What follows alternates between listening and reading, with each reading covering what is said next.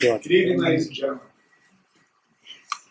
Today I want to break down a quote that most people are familiar with by John Vivaldi. Best way to prepare for death is to live life to the fullest. First time I was introduced to this quote, I was in 11th grade, and I was walking into my teacher's class, who I admire so much now, and she was a mentor, and she left a big impact in my heart.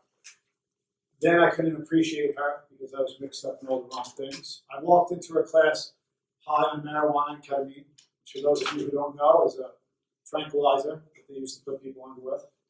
I walked into her class like this in 11th grade. And she always tried to connect with me and help me because she knew I was going down the wrong path. She just couldn't find the right way to do it.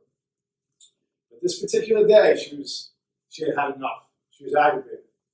I remember smacking her stuff on the podium and looking at all of us, and she addressed the entire class. She never got me in trouble. She just always tried to reach me. She addressed the entire class, but she was speaking to me directly. And I remember her saying, "Stop allowing society's expectations to shackle your soul. Live life to the fullest." And she looked deep into my semi-crossed eyes, bloodshot, down deep into my heart, and she planted a seed, which took almost 20 years to blossom. I heard that, and I embraced it at first. I loved it. I mean, I was high, so I pretty much loved everything, right? It didn't matter. But I was at a trying time in my life. My father just came home from prison. My other brother was in prison. My grandmother just died 2 weeks before that, and my cousin got killed in a car crash with 4 of his friends that I was supposed to be in a week after that. And what I did was I took that beautiful phrase and I manipulated it to be what I wanted. And I created something I like to call a succubus. I took that term and said, live life to the fullest. Live every day like it's your last.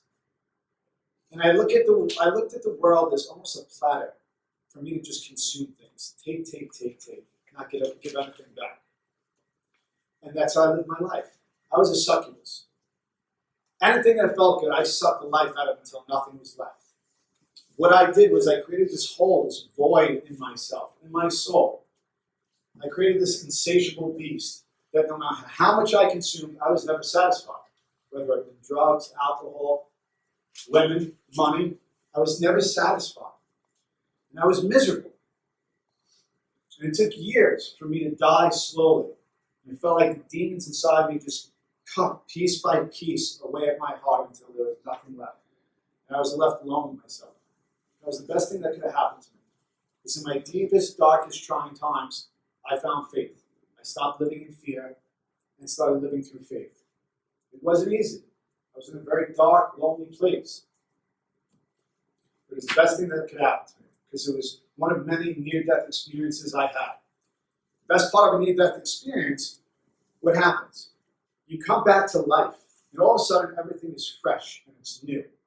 Right? You have a sense of gratitude. You have a sense of appreciation for every little thing. The air smells that much sweeter, feels that much cooler. Sounds just ring a certain place in your heart when you hear it, like music or birds. They're not annoying anymore when you wake up at 3 o'clock in the morning.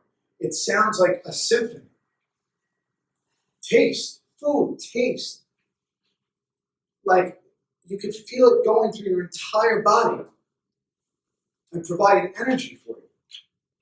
You have a totally different outlook and perspective on life. And I believe that's all life is. It's about perspective. It's a beautiful thing. And it took me years to realize it. But I realized live life to the fullest. To me, I never really let it soak in and understand what it means to me. Because we're all different. There's no cookie-cutter program or no cookie-cutter life out there. What it means to me is not live every day like it's your last. Live every day like it's your first. And to me, I had to find God. And I know it's a touchy subject, but God to me is not another man's depiction of what God should be or looks like. To me, God is deep down inside every man, woman, and child. Rooted deep down inside them. That's where it is. It's not something that you can see or touch or try and understand. It's something you feel.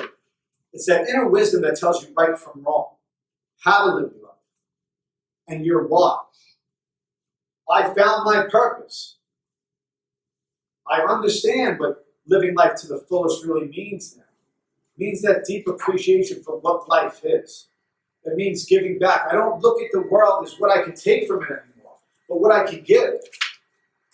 And that's a beautiful thing. Not only when you believe in a higher power, whatever that might look like, but when you truly connect to your higher power on a consistent basis, build a relationship with that higher power, and allow those principles to be woven deep into your soul, and live by those principles on a daily basis, you start to see things in a whole different light.